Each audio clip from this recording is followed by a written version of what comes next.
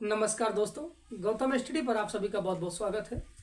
तो आज हम हिंदी की क्लास लेके आए हुए हैं और हिंदी में सर्वप्रथम हम व्याकरण देखेंगे। तो आइए देखते हैं कि पहले व्याकरण पढ़ने से पहले हम भाषा के बारे में जान लेते हैं। जो हिंदी भाषा है वो संस्कृत के भाष धातु में आ प्रत्यय जुड़ने से भाषा शब्द बना। भाषा का अर्थ होता है बोलना, ठीक है। तो भाषा की व्युत्पत्ति कहाँ से हुई है? संस्कृत के भाष धातु में अप्रत्यय जुड़ने से भाषा की उत्पत्ति होती है, जिसका अर्थ है बोलना। भाषा की परिभाषा देखें तो एक व्यक्ति द्वारा दूसरे व्यक्ति को अपना विचार प्रकट करने का जो माध्यम होता है वो भाषा कहलाती है, ठीक है। तो भाषा का परिभाषा क्या हो गया कि एक व्यक्ति द्वारा दूसरे व्यक्ति को अपने विचार को प्रकट करने का माध्यम क्या है? भाषा कहलाती है। भाषा के रूप देखें तो दो होते हैं, मौखिक भाषा और लिखित भाषा। मौखिक भाषा वह होती है जो एक व्यक्ति दूसरे व्यक्ति के समक्ष उपस्थित होकर अपने भावों को प्रकट करता है मौखिक रूप से, तो वो मौखिक भाषा कहलाती है। अर्थात जो बोलकर प्रकट किया जाए, ठीक है, बोलकर प्रकट किया जाए वह क्या कहलाती है? मौखिक भाषा कहलाती है। उसके बाद लिखित भाषा क्या होती है? एक व्यक्ति द्वारा अपने विचारों को लिखित रूप से भावों को प्रकट करना क्या कहलाती है? लिखित भाषा कहलाती है। यह पत्रों में होती है, मैसेजों द्वारा होती है, ठीक है। तो वो क्या कहलाती है? लिखित भाषा कहलाती है। तो लिखित भाषा क्या है कि व्यक्ति द्वारा, है ना, व्यक्ति द्वारा अपने भावों को लिखित रूप में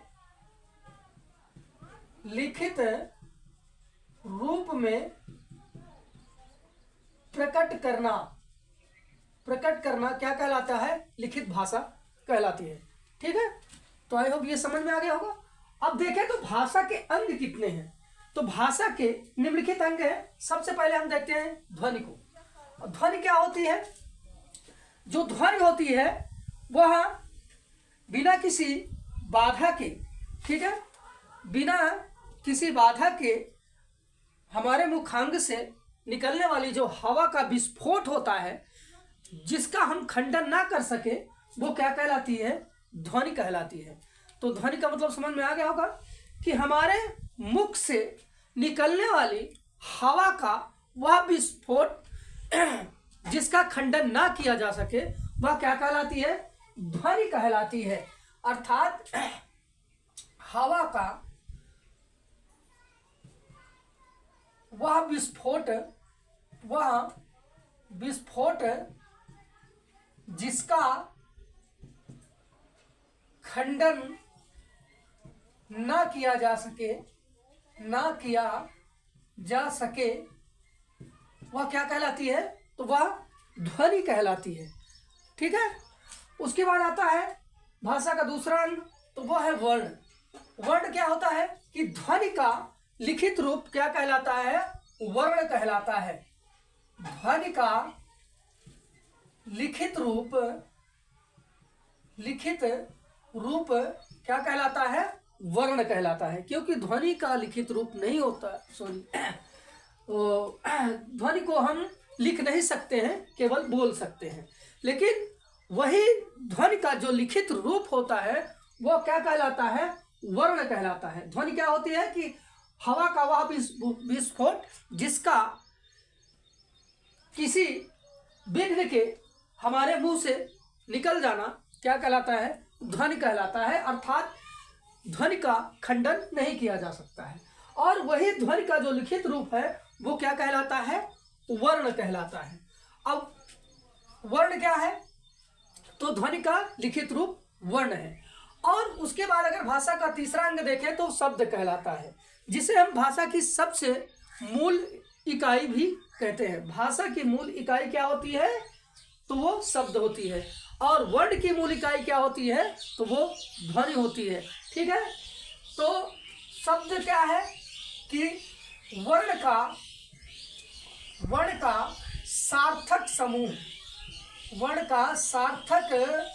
समूह क्या कहलाता है? शब्द कहलाता है।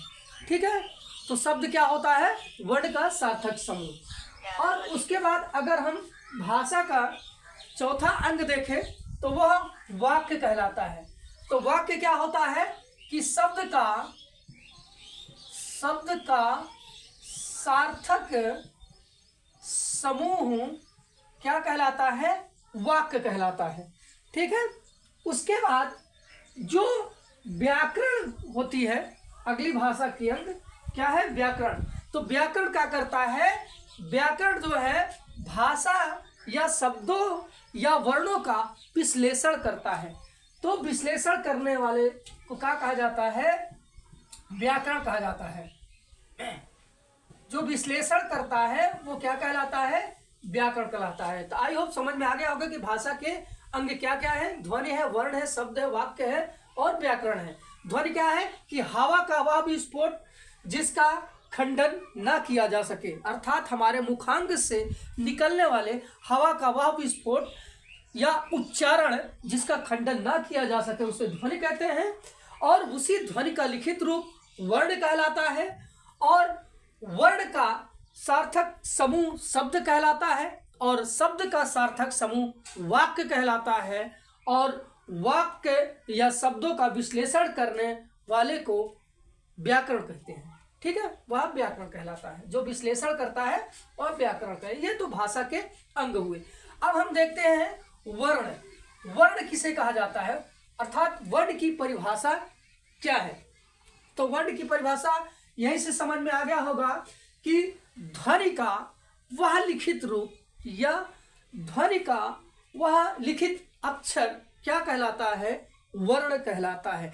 जिस ध्वनि का हम बोलने में प्रयोग करते हैं उसका लिखित रूप क्या कहलाता है? वर्ण कहलाता है। तो यह वर्ण की परिभाषा हो गई कि ध्वनि का लिखित रूप क्या कहलाता है? वर्ण कहलाता है। ठीक है, और वह वर्ण क्या होता है? तो वह वर्ण एक ध्वनि होती है। ठीक है, क्या होती है? ध्वनि होती है। और ध्वनि आप जानते हैं क्या है कि मुख से निकलने वाले हवा का वह विस्फोट जिसका खंडन ना किया जा सके वो क्या कहलाता है? ध्वनि कहलाता है। ठीक है, उसके बाद ध्वनि के बाद हमारा वर्ण आता है। तो वर्ण में सबसे पहले हम पढ़ चुके हैं वर्ण को, और वर्ण में एक आता है वर्णमाला। ठीक है, वर्णमाला अगर हम देखें तो जो वर्णों का सार्थक सुव्यवस्थित क्रम में समूह बनाया जाता है उसे क्या कहा जाता है? वर्णमाला। तो वर्णों का सार्थक समूह जो सुक्रम में लिखा गया होता है उसे वर्णमाला कहते हैं। ठीक है, तो वर्णमाला क्या है कि वर्णों का वह सुव्यवस्थित या सुसज्जित सुक्रमित समूह क्या कहलाता है? वर्णमाला कहलाता है। अगर कुल वर्णों की हम संख्या देखें तो कुल वर्णों की संख्या हमारी कितनी है? 52 है। कितनी मानी गई है? 52 मानी गई है। 52 वर्ण माने गए हैं, जिनमें से हिंदी में अगर देखें तो 11 स्वर हैं। स्वरों की संख्या कितनी है? 11 है। छोटा आ, बड़ा आ, छोटी, बड़ी, छोटा ऊ, बड़ा ऊ, री, ए, ऐ, ओ और औ। ये क्या है? हमारे 11 जो है स्वर हैं। हिंदी के स्वरों की संख्या अगर पूछी जाए तो कुल कितने हैं? तो 11 है।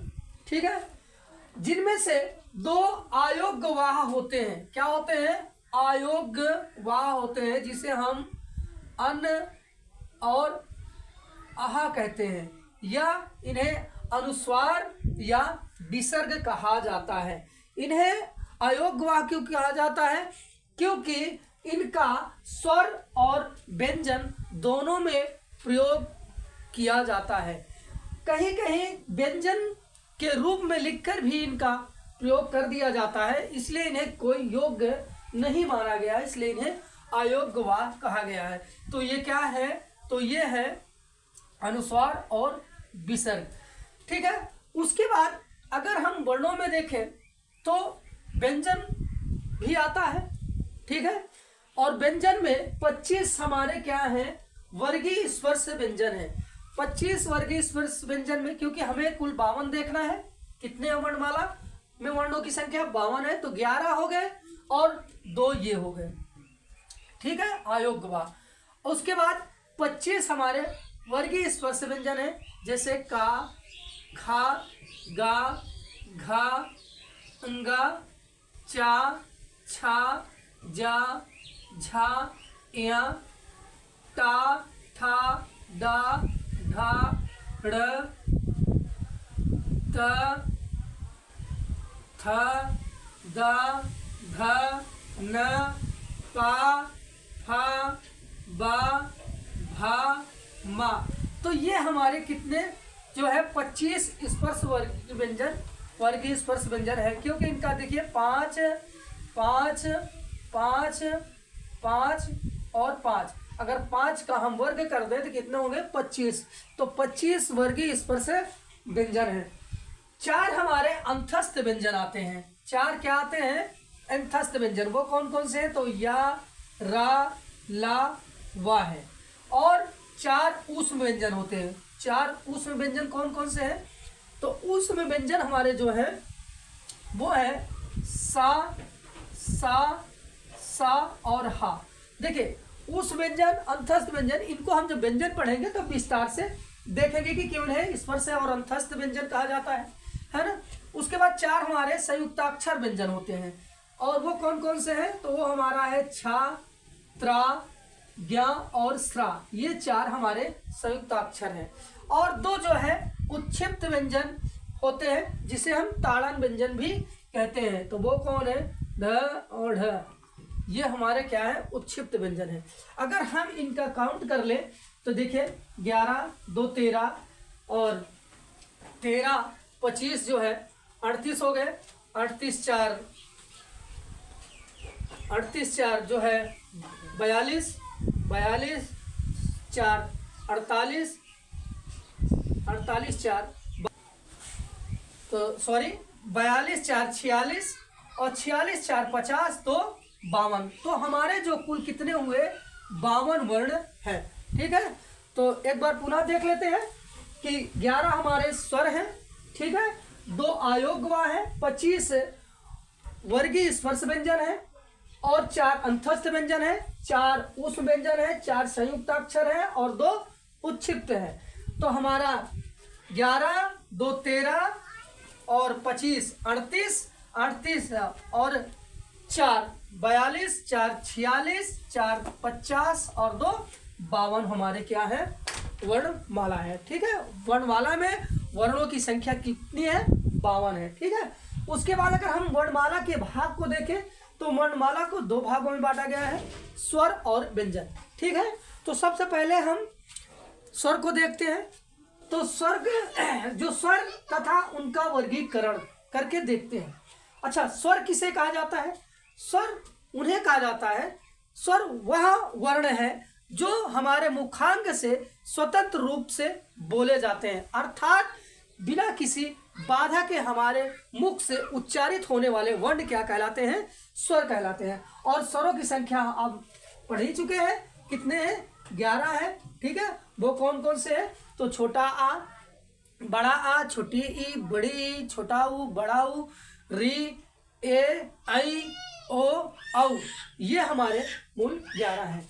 बाकी अगर हम देखें लिखित रूप में वर्णमाला में देखें तो दोनों अयोग्य वाक्य को लेकर 13 दिखाया जाता है। लेकिन अगर हिंदी में प्रश्न बन के आए कि हिंदी में स्वरों की संख्या कितनी है, तो वो कितनी है, 11 है। ठीक है। उसके बाद हम इनका वर्गीकरण देखें तो उच्चारण में लगने वाले मात्रा या समय के आधार पर हम वर्गीकरण देखें तो इनके 2 वर्ग हैं। क्या है, एक ह्रस्व या लघु स्वर है, दूसरा दीर्घ या गुरु है। अगर हम ह्रस्व या लघु को देखें तो ह्रस्व हमारा होता है छोटा आ, छोटी ई, छोटा उ और री। ये हमारा ह्रस्व या लघु स्वर कहलाता है। दीर्घ में देखें तो दीर्घ में बड़ा आ, बड़ी ई, बड़ा उ, ए, आई, ओ और औ, ये हमारे दीर्घ या गुरु स्वर के रूप में कहलाते हैं। उसके बाद दूसरा है कि रचना एवं संरचना या बनावट या निर्माण के आधार पर स्वर का वर्गीकरण।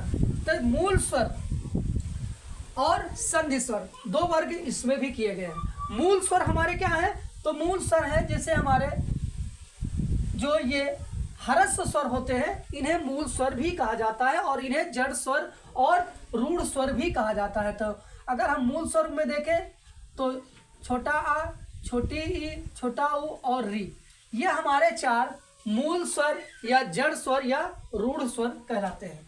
बाकी उसके बाद संधि स्वर, बनावट स्वर और कृत्रिम स्वर जो इसका दूसरा वर्गीकरण है, तो वो क्या है?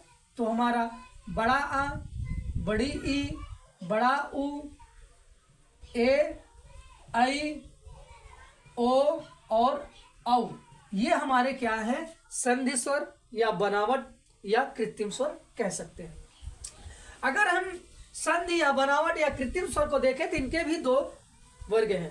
वो कौन कौन से हैं? तो वो सजाती और विजाती स्वर हैं। देखिए, सजाती स्वर क्या होता है? जो एक समान स्वर से निर्मित नए स्वर का निर्माण करता है, या कहें तो 2 सेम स्वर मिलकर एक नए स्वर का निर्माण जो करता है वो क्या कहलाता है? सजाती। एक ही रूप के स्वर मिलकर नए स्वर का जब निर्माण करे, देखिए कैसे, जैसे छोटा आ और प्लस छोटा आ दोनों क्या है? एक ही जात के हैं और इनसे मिलकर बड़ा आ का निर्माण हुआ, तो ये क्या कहलाता है? सजाती स्वर कहलाता है। अगर विजाती स्वर में देखें तो जैसे हमारा छोटा आ और प्लस छोटी ई मिलकर ए का निर्माण करता है, तो ये क्या कहलाता है? विजाती स्वर कहलाता है। तो सजाती स्वर में जो है हमारे वो कौन कौन से आते हैं? तो है बड़ा आ, बड़ी ई, ये क्या है? हमारे सजाती स्वर है। और विजाती स्वर में है जैसे ए है, आई है, ओ है और औ है, ये हमारे क्या है? विजाती स्वर है। विजाती स्वर के भी 2 वर्ग हैं, एक गुण स्वर और दूसरा वृद्ध स्वर। गुण स्वर हमारे क्या होते हैं? जो ए और ओ है ये गुण स्वर के अंतर्गत आते हैं, ठीक है। और वृद्ध स्वर में हमारा जो है वो आई और औ आता है। तो ये हमारे विजाती स्वर के वर्ग हो गए। अगर तीसरा रूप देखें, हम वर्गीकरण देखें तो स्वर का, तो जीवा के प्रयुक्त होने वाले भाग के आधार पर इनके 3 वर्गीकरण किए गए हैं। तो किसपे? जीवा के प्रयुक्त होने वाले भाग के आधार पर। तो कौन कौन से हैं? अग्र स्वर है, मध्य स्वर है और पश्च स्वर है। देखिए, अगर हम इसको एक ट्रिक के माध्यम से समझे तो ये जीभ हमारी है और जीभ का ये वाला भाग क्या कहलाता है? अग्र भाग कहलाता है, ये मध्य भाग कहलाता है और ये पश्च भाग कहलाता है, ठीक है। तो यहाँ जो अगर हम देखें तो ये हमारा जो छोटा आ है वो मध्य स्वर कहलाता है। जो छोटा आ है वो क्या कहलाता है? तो वो मध्य स्वर कहलाता है। बाकी देखिए, इस छोटा में 3 जैसी आकृति है, जितने भी 3 जैसे आकृति वाले स्वर हैं वो सब पश्च स्वर कहलाएंगे। जैसे बड़ा आ, ठीक है, छोटा उ, बड़ा उ, ओ और औ, ठीक है। तो ये हमारे क्या कहलाएंगे? ये पश्च स्वर कहलाएंगे, ठीक है। आप लिख सकते हैं कि बड़ा आ, छोटा उ, बड़ा उ, ओ और औ, ये क्या है? ये पश्च स्वर है। अब जो बचता है वो क्या है? वो अग्र स्वर हो गए। वो अग्र स्वर में क्या है? तो छोटी है, बड़ी है और हमारी ए है और अ है और री भी आती है। क्या आती है? री भी आती है। तो ये हमारा अग्रस्वर, मध्य स्वर और पश्च स्वर। ये हमें याद रखिएगा कि हर समय कि जो हमारा छोटा आ है ये मध्य स्वर है। कैसा स्वर है? मध्य स्वर। बाकी जो तीन जैसी आकृति है आने वाले स्वर है वो पश्च स्वर होंगे, ठीक है। और बाकी जो बचा है वो अग्रस्वर होगा, जो हमारे जीभ के अगले भाग में होते हैं। तो वो है छोटी, बड़ी, ए और हमारी री भी आती है, ठीक है। तो ये हमारा जीवा के प्रयुक्त होने वाले भाग के आधार पर स्वर का वर्गीकरण हो गया। उसके बाद ओंठ या मुखाकृति के आधार पर स्वर का वर्गीकरण।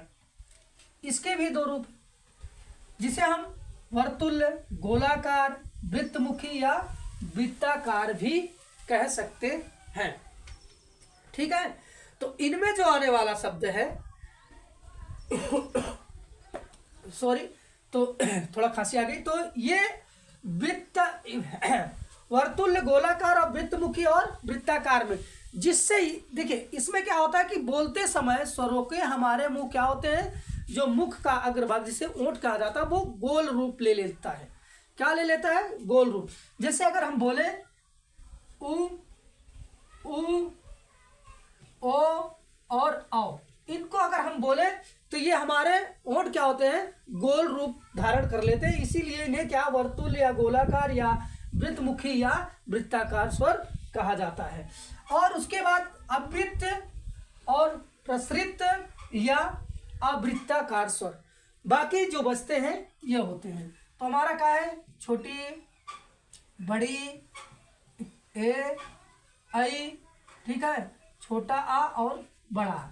इनमें हमारा मुख का होता है कि जो मुखांक होता है, आगे वाला जो मुख का ओंठ होता है वो गोल कम होता है या गोल न के बराबर होता है, ठीक है। तो इसीलिए क्या कहा जाता है? अवृत्तमुखी या प्रसृत या अवृत्ताकार, ठीक है। तो ये ना के बराबर हमारा ओंठ गोल होता है, इसलिए इनके अंतर्गत ये स्वर आते हैं, छोटी, बड़ी, ए, आई और छोटा, बड़ा, ठीक है। उसके बाद मुख के खुलने के आधार पर स्वर का वर्गीकरण देखते हैं। तो उसके आधार पर क्या है? समृद्ध स्वर है, विवृत स्वर है और अर्ध समृद्ध स्वर है और अर्ध विवृत स्वर है। ये चार हमारे मुख के खुलने के आधार पर स्वर का वर्गीकरण किया गया है। अगर हम समृद्ध स्वर को देखें तो जो हमारा समृद्ध स्वर होता है वो होता है, जैसे मुख, इन स्वरों को बोलते समय हमारी मुख का जो ओंठ होता है वो हल्का सा खुला होता है। कैसे खुला होता है? हल्का सा खुला होता है। आप बोलकर समृद्ध स्वर को चेक कर सकते हैं। जैसे समृद्ध स्वर में जैसे छोटी, बड़ी, छोटा ऊ, बड़ा ऊ और री, ये है समृद्ध स्वर। का किसे कहा जाता है? वह स्वर जिनके उच्चारण में मुख ना के बराबर खुला होता है। कैसे खुला होता है? ना के बराबर खुला होता है। आप बोल के चेक कर सकते हैं, ई, उ और री, ठीक है। तो ये हमारा समृद्ध स्वर हो गया। और विवृत स्वर का मतलब हो गया जिसमें हमारे मुख बोल स्वर को बोलते समय हमारा मुख क्या हो? गोल रूप धारण कर ले, वो विवृत स्वर हो, है ना। विवृत स्वर का मतलब वह स्वर जिसके उच्चारण में मुख पूरा खुला रहता है, उसे क्या कहा जाता है? विवृत स्वर। जैसे बोल के देखिए, बड़ा आ, है ना, आ बोलेंगे तो मुंह हमारा खुला रहेगा, तो इसे क्या कहा जाता है? विवृत स्वर कहा जाता है। उसके बाद आता है अर्ध विवृत स्वर। तो अर्ध विवृत स्वर हमारा क्या होता है कि जिसमें वे स्वर जिसके उच्चारण में आधे से कम मुंह खुला हो। क्या हो? आधे से कम मुंह खुला होता है, उसे अर्ध समृद्ध स्वर कहा जाता है। जैसे ए और ऐ बोलो, ये या सॉरी ए और ओ बोलो, क्या है? ए और ओ, ये हमारा क्या है? अर्ध समृद्ध स्वर है। क्या है? अर्ध समृद्ध स्वर है। और अर्ध विपरीत स्वर है। अर्ध विपरीत स्वर किसे कहा जाता है? तो वे स्वर जिनके उच्चारण में आधे से ज्यादा मुंह खुला होता है वो क्या कहलाता है? अर्ध विपरीत स्वर कहलाता है। और इसमें हमारा क्या होता है? छोटा आ जाता है और ऐ आ जाता है और औ आ जाता है। और एक और है जिसे हम आगत स्वर कहते हैं, वो है औ, ठीक है, इसे हम आगत स्वर भी कहते हैं। तो ये हमारा हो गया अर्ध विभ्रित स्वर। ठीक है, उसके बाद अगला हम देखें तो उच्चारण स्थान के आधार पर स्वर का वर्गीकरण। किसके आधार पर? उच्चारण स्थान के आधार पर। देखिए, सबसे पहले हम कंठ स्वर को लेते हैं, अर्थात कंठ स्वर किसे कहा जाता है? जो हमारे कंठ से निकलने वाला कंठ स्वर है, जैसे हमारा छोटा आ हो गया और बड़ा आ, तो ये दोनों क्या है? कंठ स्वर कहलाते हैं। उसके बाद तालु स्वर जो हमारा है वो है छोटी ई और बड़ी ई। इनको बोल के देखिए, हमारी जीभ जो है तालु में स्पर्श करेगी और इनको जब बोलेंगे तो जो बोलते समय बाहर जो निकलेगा वो कंठ पर पड़ेगा, इसलिए इन्हें कंठ स्वर कहा जाता है, इन्हें तालु स्वर कहा जाता है। ठीक है, और उसके बाद मूर्धन्य स्वर के से कहा जाता है, जो मुंह से निकलने वाला होता है उसे मूर्धन्य स्वर कहा जाता है, जिसे हम री मानते हैं। क्या कहते हैं? री कहते हैं। री बोल के देखिए, ये मुख के अंदर भूकंप सा पैदा कर देता है, इसीलिए इसे क्या कहा जाता है? मूर्धन्य या मूर्धा स्वर कहा जाता है।